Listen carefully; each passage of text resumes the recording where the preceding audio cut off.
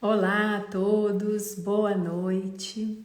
Mais uma live muito especial hoje, com uma pessoa muito querida que eu admiro profundamente. Vamos esperar ela chegar por aqui. A querida doutora Vanessa Alfiero já chegou aqui. Deixa eu... Boa noite a todos vocês que estão chegando, sejam bem-vindos. Hoje o tema é muito importante. Olá, boa noite, querida, gratidão por estar aqui. Eu quero apresentá-la, antes de mais nada, para aqueles que estão chegando, doutora Vanessa Alfiero, juíza de Direito da Segunda Vara de Família de São Vicente, coordenadora do Centro de Mediação de Conflitos, orientadora da Oficina de Parentalidade, pós-graduada em Direito Sistêmico pela Hellinger, professora também na Hellinger e minha professora no curso de Percepções Sistêmicas lá na Escola da Magistratura, um curso que foi maravilhoso. Então, seja muito bem-vinda. Gratidão, querida. É com muita alegria que eu participo aqui desse nosso encontro, que é sempre um reencontro de alma. Você também é muito querida. Lembro-me muito bem de quando nos conhecemos lá no curso do Renato, e eu percebi a tamanha sensibilidade que você tinha, você sentiu o campo Gratidão. da facilidade, você sempre me inspirou por isso, com essa sua genuidade. Então é um prazer estar aqui. Gratidão pelo convite, pela acolhida. Ai, gratidão. Nossa, eu fico muito feliz e emocionada também com esse encontro. E hoje um tema muito importante, né? Eu costumo dizer assim que é recorrente nos meus atendimentos a questão do tomar partido, né? Tanto nas constelações a gente vê isso muito presente, tomar partido do pai ou da mãe. Então eu queria começar essa live para aqueles que estão chegando aqui e que muitas vezes ainda não têm esse olhar sistêmico, esse conhecimento, para dar uma pequena introdução para essas pessoas. E eu queria então ouvir de você quais as consequências, né, sistêmicas desse tomar partido do pai ou da mãe. Sim, na verdade, esse tema é um tema muito sensível e muito complexo, alienação parental. E o quanto a gente verifica que os casais que não conseguem elaborar ainda a dor pela separação, ou tantas dores que carregam em seu coração, tantas feridas emocionais que nós carregamos da nossa criança emocional, e principalmente quando vivenciamos esse momento da separação, é como se essa separação fosse um gatilho e ativasse essas dores. E movidos por essas dores, muitas vezes tomamos algumas condutas que não percebemos que são inadequadas, mas que causam tanto prejuízo, principalmente para os nossos filhos. E aí, se vendo nessa necessidade de tomarem partido, né? E aqui é importante a gente destacar, quando o filho toma partido, é a personalidade que toma partido, não a alma. Porque a alma do filho não tolera nenhuma exclusão, já dizia o Bert Hellinger. Ainda que o filho, por estabelecer aliança com aquele dentre os genitores, que continua cuidando dele depois da separação, por exemplo, dos pais, ele estabelece aliança com aquele que cuida, então, por lealdade a esse que cuida, pode ser até que ele manifeste preferência por ele, mas no nível da personalidade, no nível da alma, ele não tolera essa exclusão. Então, muitas vezes, esse filho que, por lealdade a um dos genitores, manifesta sua preferência por esses genitores, por esse genitor, ou seja, ele toma partido em prol desse genitor em detrimento do outro, o que a sua alma faz? Por compensação. Muitas vezes esse filho acaba reproduzindo o padrão de conduta daquele genitor, que por ter aquele padrão de conduta foi excluído por esse genitor. Vejam como essa compensação acaba acontecendo, e este genitor aqui, que tanto excluía aquele, acaba tendo que conviver com este comportamento daquele no filho. Acaba tendo que conviver com tudo aquilo que ele também talvez não aprovasse, né, no outro e sendo obrigado a ver essa repetição, né? Exatamente, Gi. Eu me lembro de um caso que eu peguei, foi um caso muito ruim. Era uma moça, ela ainda era muito jovem, tinha 4 filhos, e ela era muito pobre. E o que aconteceu? O marido, que era o pai dos filhos, foi preso. E ele era um homem agressivo. E foi preso. E quando ele foi preso, ela ficou totalmente desamparada, porque era ele que cuidava das despesas daquela família, ela não trabalhava, ela cuidava exclusivamente dos filhos, e eram todos pequenos. O mais velho tinha 11, 12 anos. E depois da prisão, o menino ficou muito abalado, e ele um dia foi visitar a tia paterna e não voltou mais para sua casa. E a mãe, que não tinha mais contato com essa ex-cunhada, né, porque tinha separado do marido já na prisão, ela ficou muito chocada com isso e ela entrou imediatamente com uma ação de busca e apreensão. Ela falou: olha, eu sou a mãe, eu tenho a guarda, o menino foi lá, não voltou mais, então eu quero aqui uma busca e apreensão. Para ela era mais fácil contratar um advogado e entrar com a busca e apreensão do que bater na porta da ex-cunhada e falar: vamos conversar. E foi assim, porque ela também se sentia excluída. E eu poderia muito bem já ter dado uma canetada, como a gente fala: olha, de fato, a mãe tem a guarda, não tem cabimento de estar com a tia, vou lá mandar um oficial de justiça, inclusive com reforço policial, para retirar esse menino. Mas quando a gente começa a ampliar o olhar e a gente mergulha aí nas profundezas do sistema familiar, a gente sempre percebe que a audiência pode ser também uma desculpa para que aquelas pessoas se reencontrem e de repente se Sim. reconciliem. Por que não, né? Tentar? E aí eu marquei uma audiência de justificação, as duas entraram, cada uma com os seus advogados, o filho também veio, mas ele ficou esperando lá fora. E aí, quando as duas entraram, a mãe estava aqui do meu lado e a tia paterna estava aqui do meu lado, e os advogados ali na frente. Era uma mesa redonda, né? Então estávamos todos em volta da mesa. E aí eu sentia muita tensão. É muito fenomenológico, quando você sente a tensão, você sente a emoção. E eles chegaram já com um acordo, porque a tia, preocupada, quando recebeu o mandado de citação, imediatamente foi até a casa da ex-cunhada e devolveu o sobrinho. Falou: não, realmente, né, eu só estou aqui para acolhê-lo, não tem nada a ver com isso, você é a mãe, você lida. Eu podia muito bem também acabar com o processo. Tá bom, homologo a desistência, ou perda do objeto, enfim. Mas a gente começou a conversar, porque o clima estava muito pesado.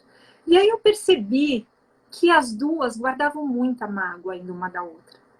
Estava muito, muito intenso. Até que eu comecei, através de perguntas, a ampliar o olhar. Eu perguntava para elas: algum dia vocês já se deram bem?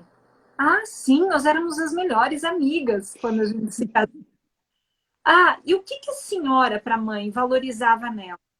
E ela falou: ah, eu valorizo nela porque ela também é uma excelente mãe, ela está sempre presente para os filhos, que são os meus sobrinhos. O marido dela foi embora e ela se fez presente, batalhadora, trabalhou, cuidou dos filhos. E aí eu perguntei para esta: e a senhora? O que mais a senhora gostava nela? Ela respondeu exatamente: é uma excelente mãe. Mesmo depois que meu irmão foi preso, ela batalhou, ela trabalhou, ela criou esses meninos sozinha, praticamente. E aí eu fui conversando com elas, fui falando um pouquinho das ordens do amor, e elas começaram a perceber que elas eram exatamente iguais. E que juntas eram mulheres extremamente fortes, que em dado momento de suas vidas tiveram que lidar com a dor inerente à perda do marido, que foi embora, e se viram lá obrigadas a cuidarem dos seus filhos sozinhas. E como elas podiam se admirar e juntas crescer com base nisso. Mas a gente foi adiante. Eu perguntei para ela: em relação ao seu marido que está preso, né? É, como que a senhora se sente diante disso? E ela foi falando, a gente foi conversando. Ela falou: porque ele é isso, ele é aquilo, ele não se faz presente, ele é um pai ausente, sempre foi um pai ausente, agora ele está preso, eu estou sozinha e não sei o quê. Eu falei: a senhora fala isso na frente dos seus filhos? Claro, eles que estão lá no meu dia a dia, eles têm que saber quem é o pai deles, né? E aí fui convidando ela a pensar, a ampliar. Falei: se a senhora tem uma laranja, ou não, na verdade, a senhora tem só um limão na sua casa, E o seu filho, que está lá fora, ele pede para a senhora um suco de laranja. A senhora consegue dar um suco de laranja para ele? Aí ela pensou, ela falou não. E ele era muito simples. Ela falou, não, eu só consigo fazer uma limonada, e uma limonada azeda, porque um limão só, eu tenho que colocar muita água, porque são 4 filhos. Eu falei, então a senhora concorda que a senhora não pode dar o que a senhora não tem, é isso? Ela falou, é. Como que era a relação do seu marido com o pai dele? Ah, o pai dele sempre foi ausente também, ele nunca se fez presente. E a relação do avô com esse pai? Também sempre foi ausente. Falei, tá, e será que o seu marido ele pode estar presente na vida dos seus filhos se ele nunca teve um pai presente? Aí ela começou a pensar, nossa, é verdade. Eu acho que não. E aí é interessante porque eu tive umas balinhas, né, naquele dia, e aí eu fui colocando essas balinhas na mesa, né? Falei, olha, aqui é o avô, aqui é o pai do seu marido, aqui é o seu marido. Ele nunca recebeu dos antecessores, será que ele pode dar? Não, não pode. Eu falei, quem é que vem depois daqui? Então, aqui tem o avô, aqui tem o pai e aqui tem o seu marido. Quem é que vem depois? Aí ela, o meu filho! Assim, parece descoberto. Falei, exatamente, o seu filho. A senhora quer que ele seja o próximo dessa lista? E ela falou, não, claro que não. O que eu preciso fazer? O que eu preciso fazer para aquele desgraçado do pai se fazer presente? Eu falei, olha, quantos anos o seu marido vai ficar preso ainda? Ah, ele ainda tem 4 anos que ele vai ficar preso. Falei, tá bom. Então, se a senhora acha que ele precisa fazer algo para mudar essa situação, o seu filho hoje, mais velho, tem 11, 12 anos. Só quando ele estiver lá para 16 anos é que a senhora vai conseguir começar a reverter essa situação? Ela falou, nossa, não dá, né? Não dá. E se ele não for nem solto daqui 6 anos? Eu falei, pois é. Quando a senhora deixa a cargo dele a mudança, a senhora vai continuar presa nesse papel. A senhora não vai conseguir sair daqui. Ela falou, tem alguma coisa que eu posso fazer? Eu falei, tem. Porque essa pacificação, essa reconciliação começa aqui, dentro do coração da gente. E se a senhora falar para o seu filho, filho, quando eu olho para você, eu vejo seu pai. Filho, quando eu olho para você, eu fico tão grata a seu pai, porque graças a ele você está aqui. Ou filho, você é fruto de um grande amor. Filho, você tem o mesmo brilho no olhar que seu pai. Filho, você pode ser igual ao seu pai. Aí aquela mulher, ela foi mudando a feição, ela falou, nossa, eu acho que ia ser ótimo. Eu falei, pois é. E se você também olhasse para sua cunhada que está aqui e agradecesse a ela, porque durante todos esses últimos meses foi ela que apoiou o seu filho. Ela esteve lá, apoiando a senhora para que a senhora não se fizesse sozinha. Ela estava lá, representando a família do pai. O pai não pôde estar presente, mas ela estava. E o seu filho é a senhora e é também o pai. E ele tem acesso à sua família, ele também pode ter acesso à família do pai. E aí ela ficou muito feliz, ela falou, é verdade. Aí ela agradeceu a cunhada, aí a cunhada, da mesma forma, falou para ela, olha, quando eu vejo meu sobrinho, que eu tanto amo, que também era o afilhado dela, eu vejo o quanto eu sou grata a você, porque graças a você ele está aqui, trazendo tanto amor para mim. E aí elas se reconciliaram. Quando elas se reconciliaram, eu perguntei para elas, vocês seriam capazes de chamar ele até aqui e dizer tudo isso que vocês disseram na frente dele? Elas falaram, tudo bem, a gente está pronta. Elas se uniram, aí ele entrou, era o Mateus o nome dele. O Mateus era um menino lindo, mas era um menino muito lindo, mas era muito franzino. Eu não acreditava que ele tinha 11, 12 anos, parecia que ele tinha uns 7 anos, porque de tantos conflitos que ele vivenciou. E o Mateus entrou tenso, assim, com o ombro aqui para cima. E ele entrou tenso, olhava para uma, olhava para outra, assim, de baixo para cima. E aí eu falei para ele, Mateus, meu nome é Vanessa, eu sou a juíza que está cuidando aqui do seu processo. E eu queria te dizer que tanto a sua mãe como a sua tia ouvir ele, mas ainda muito tenso. E aí a mãe falou para ele, filho, eu amo você. E quando eu vejo você, eu vejo o seu pai. E tudo aquilo que a gente conversou, ela foi falando para o menino. E a partir do momento que ela foi falando isso, o Mateus ele foi se soltando e ele foi transformando aquele semblante num semblante leve, com um sorriso, um brilho no olhar. E ele não acreditava o que estava acontecendo. E ela falou para ele: filho, eu sou muito grata a seu pai, porque graças a ele você está aqui. Filho, eu permito que você seja igual ao seu pai. E aqui um parênteses, o menino tinha se tornado tão agressivo quanto o pai. Era justamente isso que tinha motivado a exclusão dele pela mãe. Que lindo. E assim, de forma simples, você implementou esse olhar sistêmico tão curativo e tão pacificador, né? Essa é a grande questão. Não precisa nem fazer constelação, é só uma conversa, Não. analisar tudo isso, transcender, né, tudo isso. E aquele menino se transformou. E aí a tia falou exatamente a mesma coisa para ele. E aí depois ele abraçou as duas, foi abraçado pelas duas, foi um grande abraço, assim, os três se abraçando, mas um profundo amor.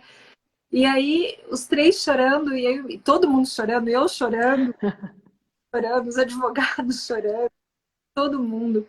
E aí eu me aproximei dele, falei: Mateus, agora eu quero um abraço. Aí ele veio, me deu um abraço, e eu falei para ele: Mateus, você imaginou um dia essas duas mulheres que você tanto ama e que tanto te amam juntas? Aí ele falou: não, nunca, porque elas brigavam muito.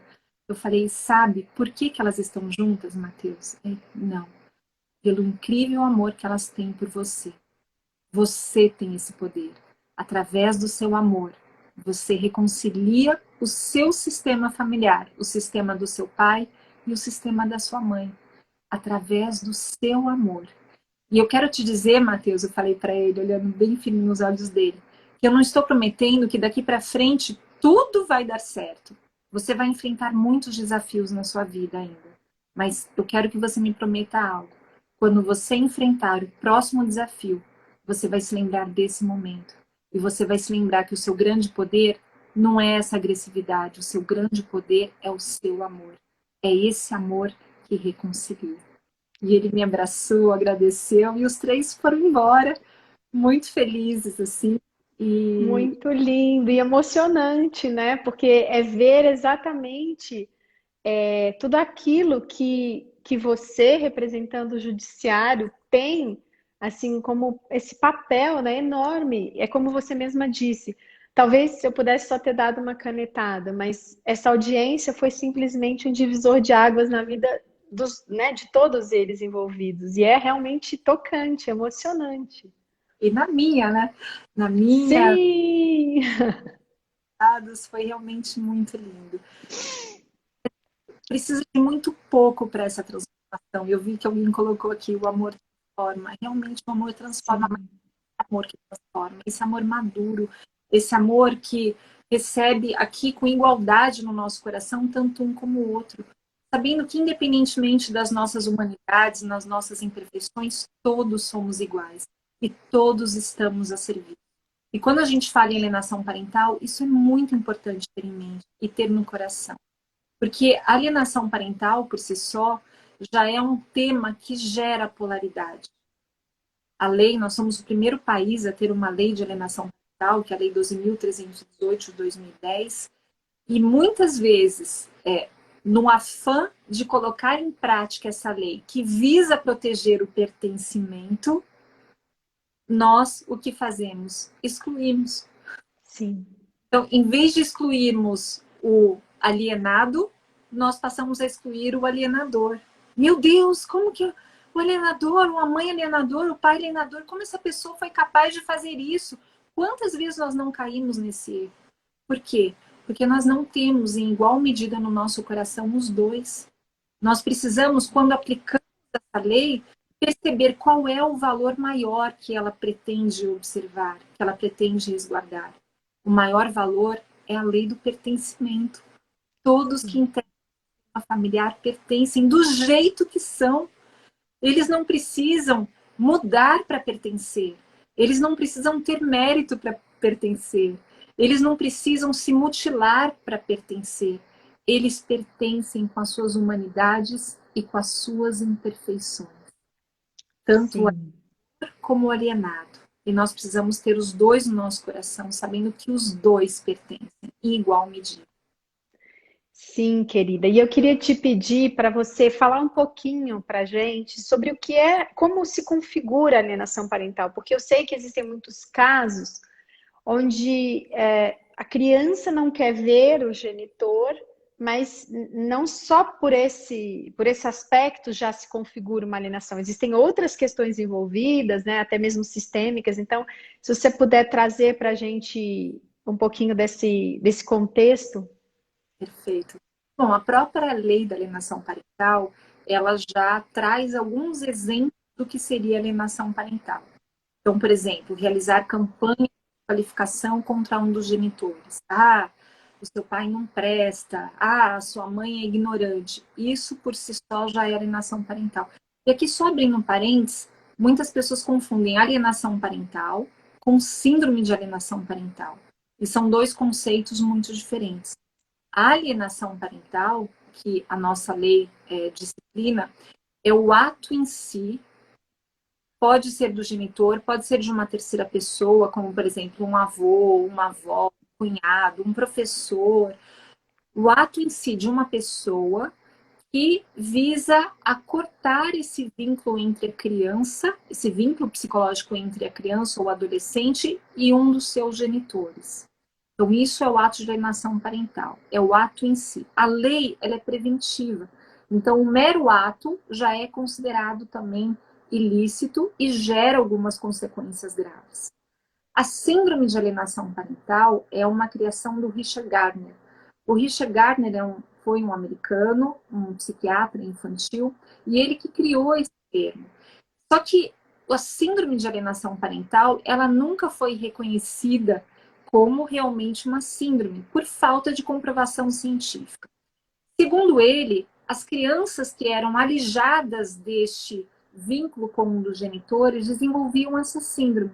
E para desenvolver essa síndrome, que era aquele conjunto de consequências psicológicas e emocionais que a criança passava a desenvolver por conta daquele alijamento, ela tinha mais ou menos umas 8 condutas. Então, uma delas, por exemplo, era o fenômeno do pensador independente, como se a própria criança ela chegasse, por exemplo, para o pai e falasse: eu não quero mais te ver, independentemente da conduta da mãe. Como se ela ficasse na frente da mãe, se por acaso a mãe foi alienadora, e falasse: não, isso daqui eu estou resolvendo. E uma vez eu peguei um caso assim, de um menino, que foi meu primeiro caso de alienação parental, e esse menino chegou no fórum, numa entrevista comigo, com a promotora, com outros atores aí do cenário judicial, e ele falava: minha mãe nunca me falou nada, eu é que resolvi não ficar com meu pai, né? Ele, 18 anos, ele tinha resolvido tudo. E dentro da síndrome, a criança também traz alguns fatos desordenados. No caso desse meu cliente, ele falava o seguinte: eu odeio meu pai porque quando eu tinha 6 meses de idade, ele não trocava as minhas fraldas.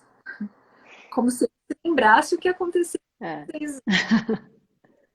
Ou eu odeio a minha tia, que é irmã do meu pai, porque ela nunca me deu colo quando eu precisei. Enfim, são fatos desordenados. Pois bem, são 8 sintomas que ele dá que caracterizariam a síndrome de alienação parental.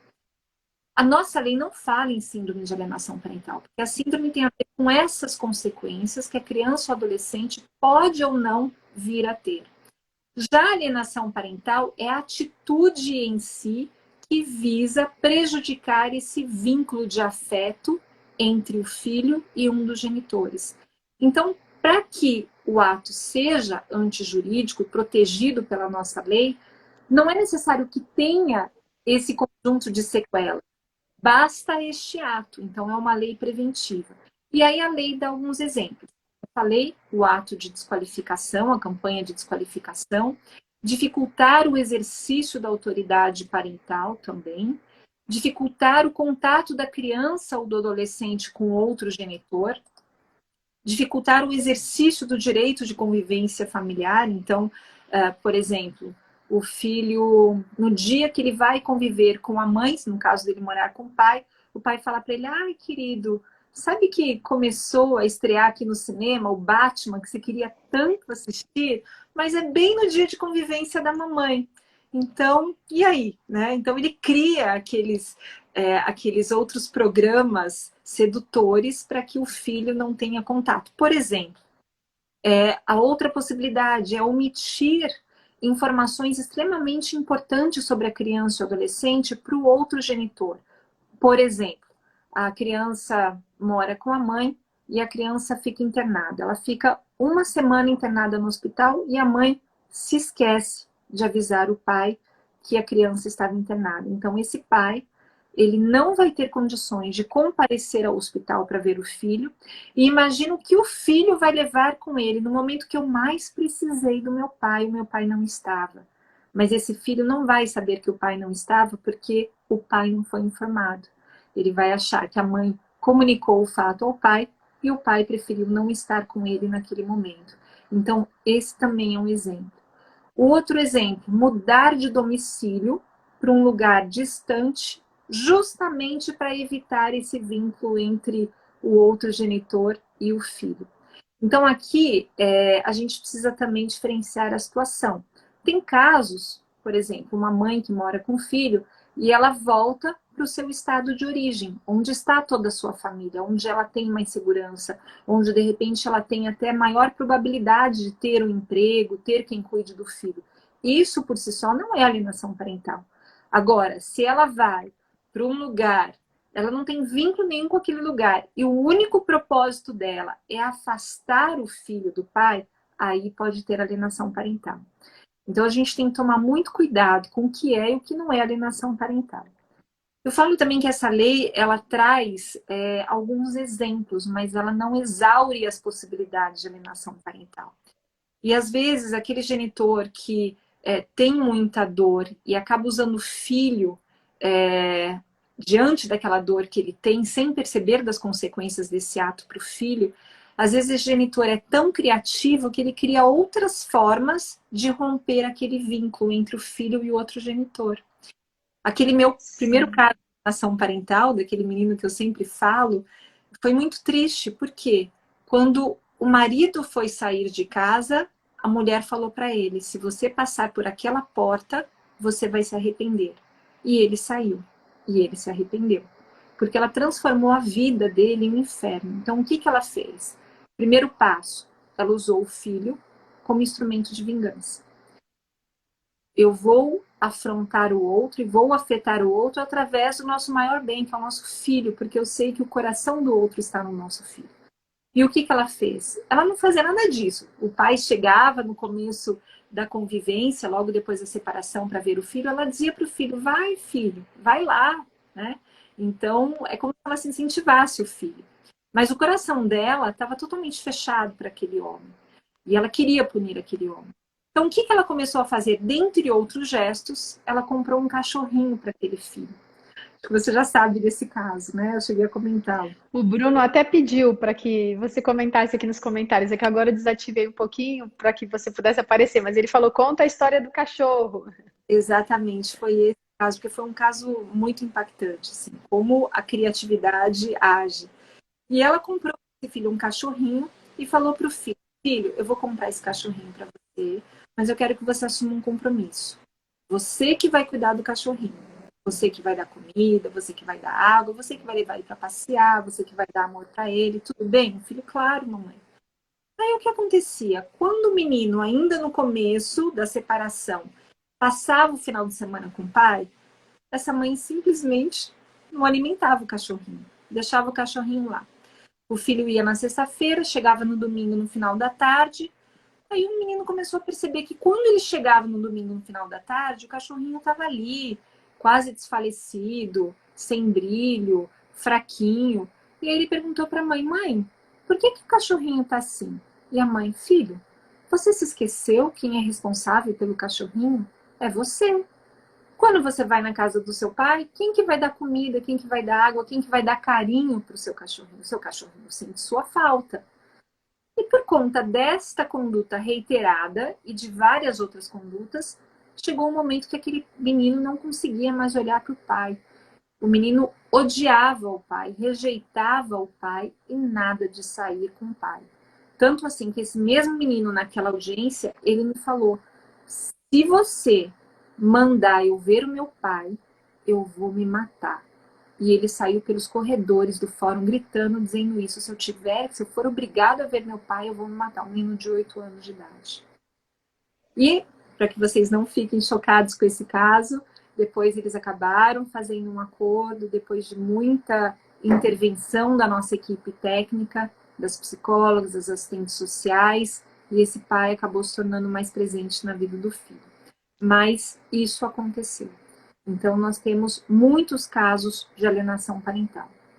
Só que nós temos também muitos casos em que não há alienação parental, embora haja esse afastamento do filho em relação a um dos genitores. E isso é muito grave, Gi, porque eu gosto muito do Cacaverá. Ele fala que algumas palavras têm vibração, têm uma frequência. E esta palavra, esse termo, alienação parental, ele tem uma frequência muito forte. Quando uma pessoa chega no processo acusando a outra de ter cometido alienação parental, isso já muda totalmente a dinâmica do processo. É como Eu se essa imagino. ficasse como uma bomba no processo. Imagina, por exemplo, a mãe está lá querendo resolver alguma questão de regulamentação de guarda, convivência, aí chega o pai, e eu estou usando só um exemplo, porque tanto o pai como a mãe pode ser alienador, chega o pai na contestação e fala: eu estou tendo muita dificuldade de conviver com o meu filho. Ela está cometendo alienação parental. Porque às vezes é muito mais fácil, né, a gente acusar o outro. E nem sempre a gente faz isso por maldade. Às vezes a gente faz isso porque a gente ainda está naquele nosso cérebro reptiliano da reação. A gente foi agredido, né? Nossa, tá, eu estou aqui como réu de um processo, podia ter resolvido isso de uma outra forma, agora eu estou aqui, tenho que me submeter à decisão de uma juíza que nem me conhece, e ela está falando que o filho não quer ter contato comigo. Alienação parental, alienação parental. E muitas vezes também o advogado tem algo sistêmico e não por acaso está nesse processo e também junta essas duas vontades. Talvez esse advogado também traga essa visão ou enfim, essa bomba, como você disse, né? Sim, muitas vezes tem essa implicação. Depois a gente vai até falar sobre isso, até nós juízes. Será que nós conseguimos ser imparciais quando decidimos um caso desse? E o que nós fazemos para termos essa parcialidade, né? essa imparcialidade, para transcendermos essa parcialidade? Porque se por acaso no nosso coração nós temos as nossas preferências em relação ao nosso pai, em relação à nossa mãe, nós ainda não conseguimos enxergar os dois como uma unidade, como nosso portal para a vida, e olhamos para nossa mãe ainda com o olhar do nosso pai, olhamos para o nosso pai com o olhar da nossa mãe, até que ponto nós não estamos projetando nesses processos que nós vemos, nessas pessoas que chegam até a justiça, essa nossa parcialidade. Mas isso a gente vai falar um pouquinho depois, porque senão um parênteses, vai abrindo um parênteses, assim, essa matéria é tão rica. Mas aí esse termo alienação parental chega como uma bomba, e isso muda a dinâmica do processo. E se havia alguma possibilidade de um encontro dialógico, de um momento em que as partes pudessem se encontrar e reconhecer as suas necessidades e juntas procurarem a melhor estratégia para satisfazer essas necessidades, essa possibilidade é extinta imediatamente. Porque o processo vai se transformar num campo de batalha, em que existe uma escalada de conflito, eu ataco, contra-ataco, e vai ser assim. Então é muito importante que a gente perceba que não é porque o filho não quer sair com o pai ou com a mãe que está necessariamente tendo alienação parental. E aqui eu quero dar um exemplo, por exemplo, um gráfico aqui, essa caneta. Então, quando acaba um relacionamento, principalmente quando esse relacionamento envolve um par parental e esse par parental tem filhos, o que acontece? A gente pode ter a melhor das dinâmicas em que o filho prefere contato com o pai e com a mãe, ou seja, o filho continua amando o pai e a mãe, ele transita muito bem entre um lar e o outro, ele gostou muito desse, ou pelo menos não gostou, ainda que não tenha gostado, mas ele foi resiliente a esse novo modelo de família, que é a família binuclear, composta pelo núcleo do pai e pelo núcleo da mãe, e ele prefere ter contato com os dois. Ele fica com a mãe, fica com o pai e está bem. Então a gente fala que isso daqui é a melhor das situações. Aí a gente tem uma outra situação aqui intermediária, que o filho prefere um dos genitores. Ou seja, ele continua amando os dois genitores, mas ele tem a sua preferência por um dos dois. Por que ele tem a preferência? Ah, se eu não sou o genitor que recebo a preferência, então será que eu já vou falar que o outro está cometendo alienação parental, por isso que o filho está preferindo o outro? Muitos fazem isso. Porque a gente também vive numa cultura do litígio. Numa cultura do litígio, a nossa primeira reação é imputar a culpa para o outro. Então faz parte do cenário que a gente vive, faz parte desse campo de consciência coletivo que nos permeia. Mas vamos lá, ampliar o nosso olhar. O filho prefere um dos genitores do que o outro. Por que ele prefere um dos genitores? Pode estar havendo aqui uma aliança. É muito comum, quando existe uma separação e um dos genitores passa a ter os cuidados diários com o filho, que o filho estabeleça aliança com esse. Ora, por fidelidade a esse, se é aquele genitor que me ampara quando eu estou triste, que me cobre à noite quando eu estou com frio, que me dá o alimento quando eu estou com fome. Então, por lealdade a ele, eu vou preferir ficar com ele, mas eu continuo amando o outro. Mas eu vou manifestar a minha preferência. E lembrando aquilo que a gente falou no começo, essa preferência da personalidade, não é da alma. Porque a alma acolhe os dois na mesma dimensão. Então, ele vai preferir. Tem uma outra possibilidade também. Esse filho, ele vai se identificar mais com um dos genitores do que com o outro. Então, por exemplo, se esse filho é um menino, é possível que ele se identifique mais com o genitor do mesmo sexo que é o pai e prefira ficar com o pai. Ou ainda, esse filho pode se identificar com aquele genitor que ele vê como sendo mais fraco. Então, ele quer proteger aquele genitor. Ele sai da postura de filho, ele afronta lá o princípio da hierarquia e quer proteger aquele genitor. Então, ele prefere ficar com aquele genitor porque é assim que ele pode proteger aquele genitor. Ou então, ele se identifica mais com o genitor que ele vê como sendo mais forte, porque ele quer ser só criança. Então, às vezes, ele quer ficar com aquele em que ele pode ser só criança. E fica lá. Aquele que não traz ele para o conflito, aquele que não usa o filho para curar as suas próprias feridas.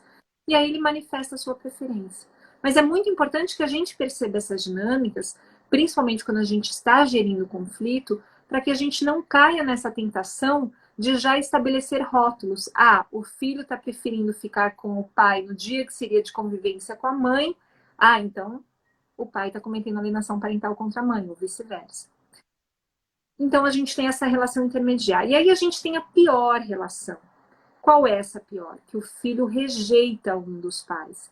Então aqui não tem ambivalência. O que é ambivalência? O filho ama e às vezes odeia os genitores, né? Todo filho é ambivalente em relação aos pais. Tem os momentos do amor, tem os momentos da raiva.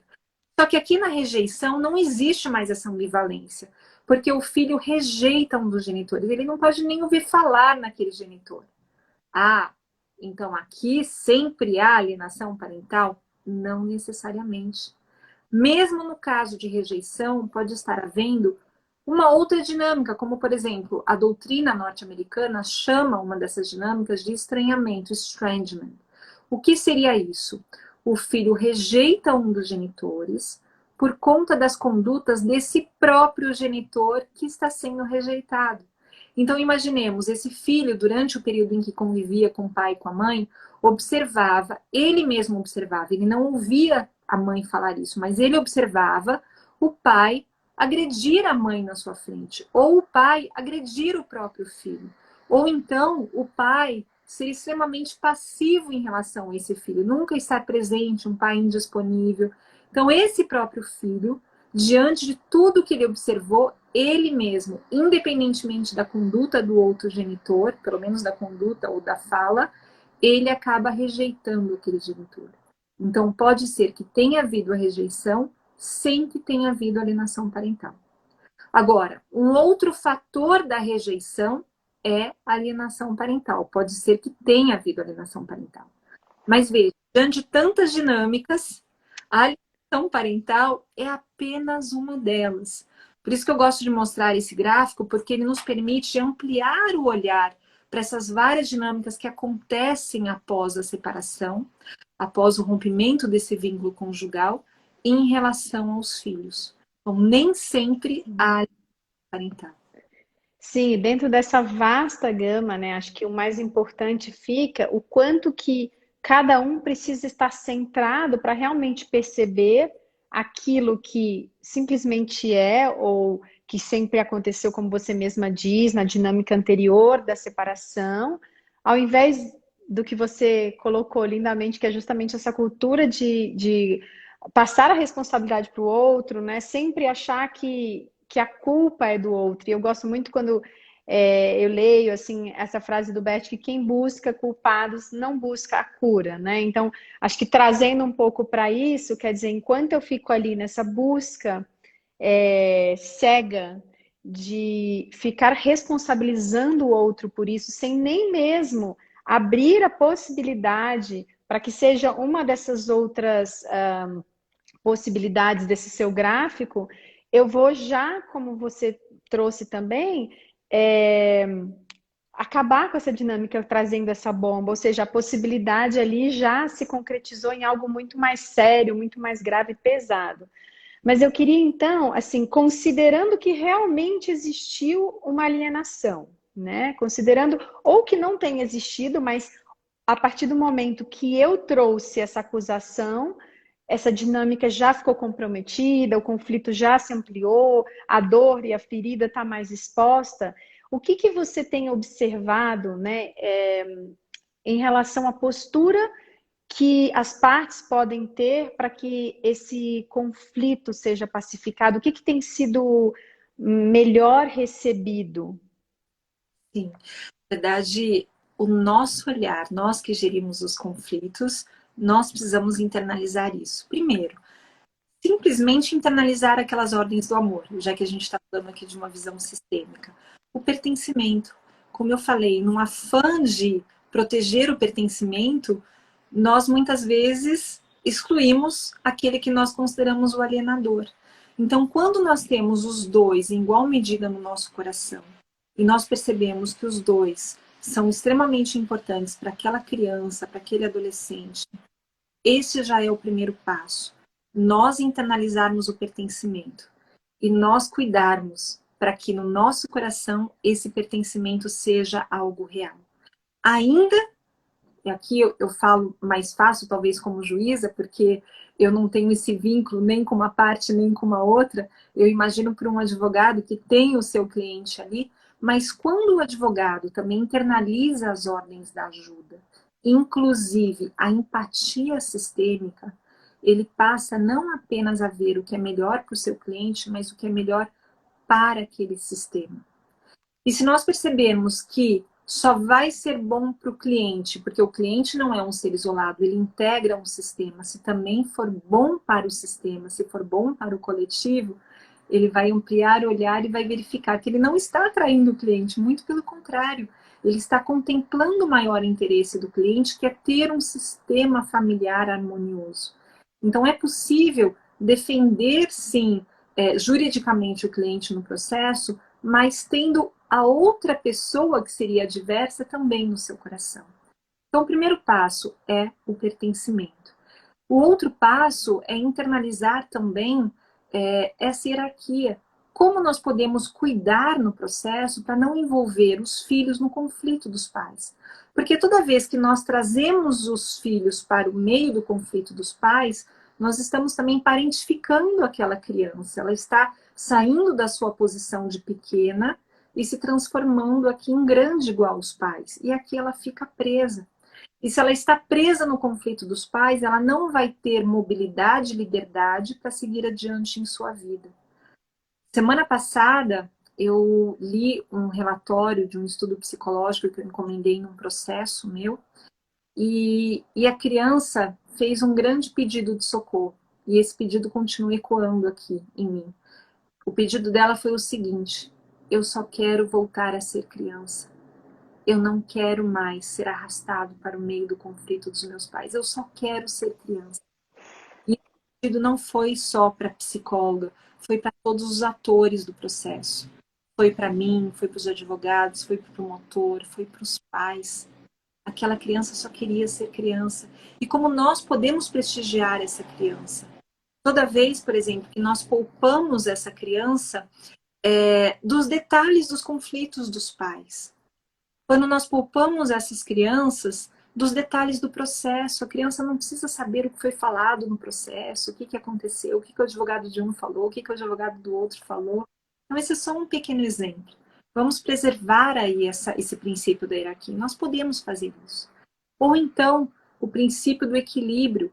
Como nós podemos restabelecer esse equilíbrio entre o par parental? Porque a partir do momento, aqui eu vou dar mais um exemplo da mãe que aliena o pai, por exemplo, poderia ser o inverso, mas a partir do momento que esse pai é excluído da família e não se sente mais pertencente, será que ele vai ser motivado a pagar a pensão alimentícia? Porque nós temos muitos casos de execução de alimentos, em que os pais têm condições de pagar, mas eles preferem transferir os seus bens para a laranja e preferem, às vezes, até ficar presos do que pagar aquela pensão. Por quê? Porque muitos desses pais não se sentem legitimados como pais.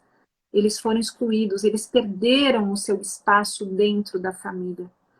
E aí, sentindo que eles não têm aquele equilíbrio entre o dar e o tomar naquela relação parental e na relação entre pai e filhos, eles simplesmente se fazem ausentes. Então, como é importante a gente cuidar de tudo isso? E cuidar disso tudo não é só falar, é internalizar. Porque se a gente não internaliza, a nossa fala fica uma fala vazia e ela não tem esse poder. Por que que aquela minha conversa com aquela mãe fez tanto efeito ali imediatamente? Porque eu tinha no meu coração aquele homem que estava encarcerado. Ele foi encarcerado, mas não é porque ele foi encarcerado que ele pode ser afastado do núcleo familiar. Ele continuava aqui no meu coração. E foi isso que ela me perguntou: como eu posso cuidar do pertencimento dele se ele é indisponível? E eu falei para ela: simples. Você olha para o seu filho, olha para ele e para o filho e fala para ele internamente. Isso aqui é um diálogo interno. Você não precisa ir até o estabelecimento prisional para falar isso para ele. Mas fala para ele: enquanto você estiver indisponível, eu cuido do nosso filho com você no meu coração. É essa postura. Isso, é tão lindo, né? Isso é tocante, assim, emociona. E é essa postura que cura. Enquanto a gente não tiver essa postura, nós seremos esses aliados que essas pessoas buscam para sustentar e fomentar e manter os seus conflitos. Mas quando nós renunciarmos a ser esses aliados e nós dermos o primeiro passo para reconciliar esse sistema familiar no nosso coração, aí sim, nós vamos também convidar essa pessoa a uma reflexão profunda. E é um processo de autorresponsabilização. Para que essa pessoa saia daquele papel cristalizado de vítima e passe a ser uma pessoa que também é corresponsável pela mudança daquela dinâmica. Que quando a pessoa está cristalizada no papel de vítima, o fulano está cometendo alienação parental contra mim, ou o fulano fez isso, isso, aquilo, então eu vou mantê-lo longe do meu filho. Qualquer uma dessas posições, ela está como vítima. Só que como ela se coloca como vítima, ela fica cristalizada, ela fica estagnada naquele papel. E ela está dando poder para o outro porque ela acha que o outro é que precisa mudar para ela sair de lá. Agora, quando ela se vê como corresponsável por esse processo, sabendo que todos que integram o sistema familiar estão numa relação de circularidade e de retroalimentação, ou seja, tudo que uma faz alimenta a conduta da outra e é retroalimentada pela conduta da outra, aí ela se vê como um agente de mudança. E aí sim ela não depende mais do outro para transmutar aquela relação em benefício do filho. E isso é libertador. Então essa Sim. corresponsabilidade é muito importante, é o primeiro passo. E como parece, é tão simples e ao mesmo tempo tão complexo, né? Mas é sempre lindo te ver falando sobre isso e trazendo tudo isso. E como alguém comentou aqui antes de eu desativar os comentários, como é bom ouvir uma juíza, né, falando com esse olhar. E para mim, eu venho desse campo, né? Eu me formei em direito há 20 e poucos, 20 anos atrás, 21. E não atuo na área, tenho ainda a minha OAB, por algum motivo eu ainda estou com ela ativa, ligada, mas ainda não consegui me despedir.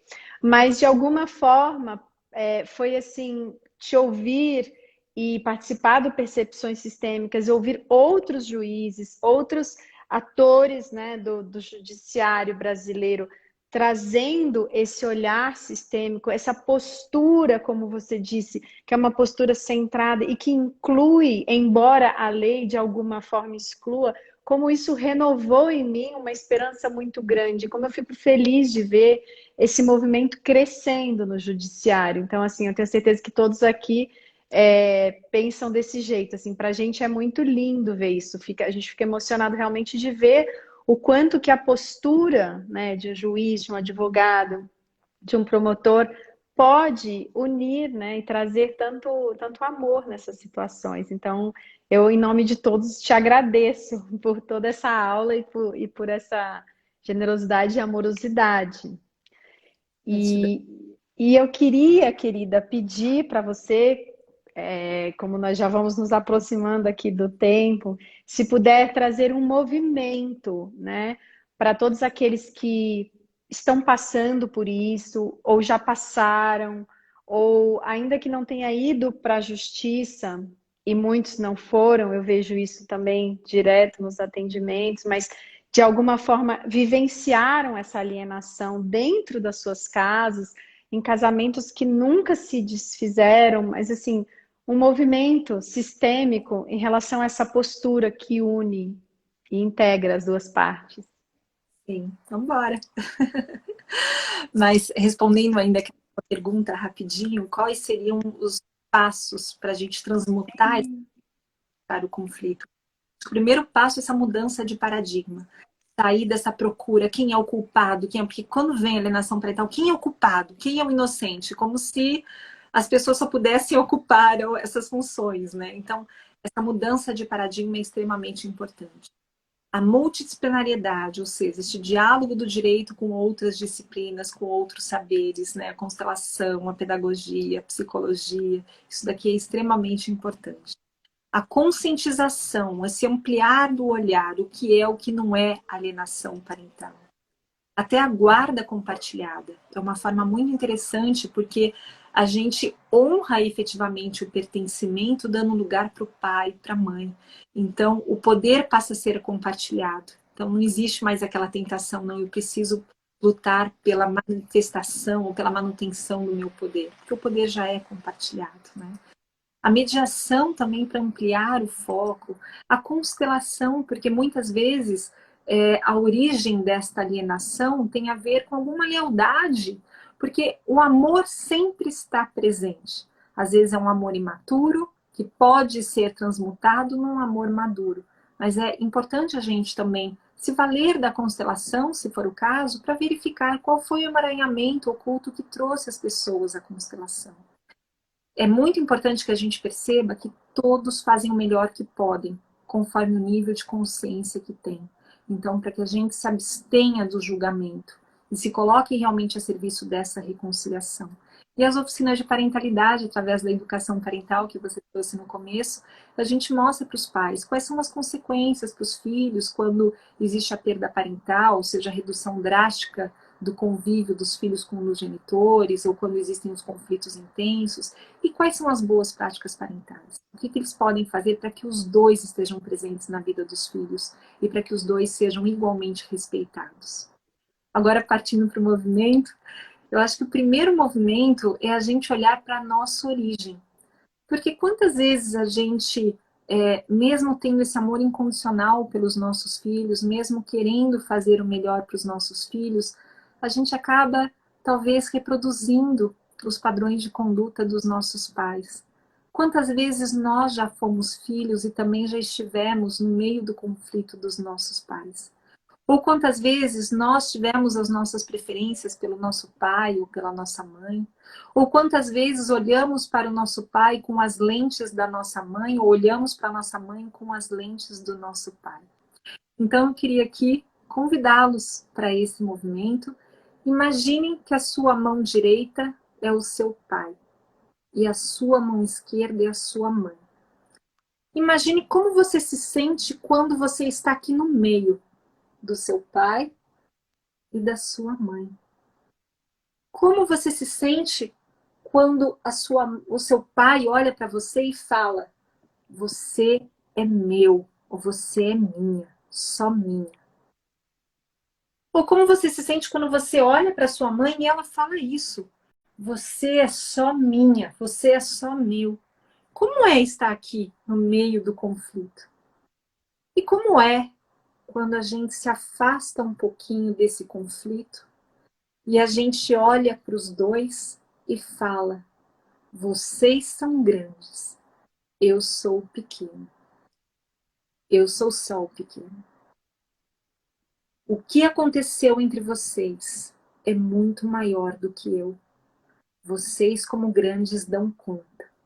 Eu sou só o pequeno. De vocês eu recebo a vida com muita gratidão e faço algo muito bom com ela. E deixo com vocês o que é de vocês, sabendo e confiando que para o destino de vocês, vocês têm a força.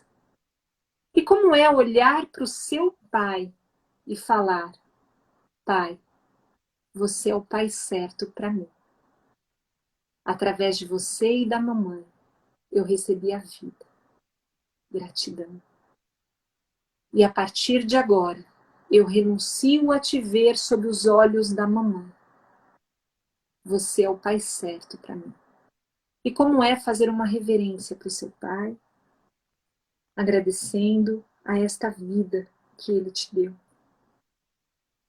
E como é agora olhar para sua mãe e dizer para ela: mãe, você é a mãe certa para mim. Eu renuncio a vê-la sob os olhos do papai.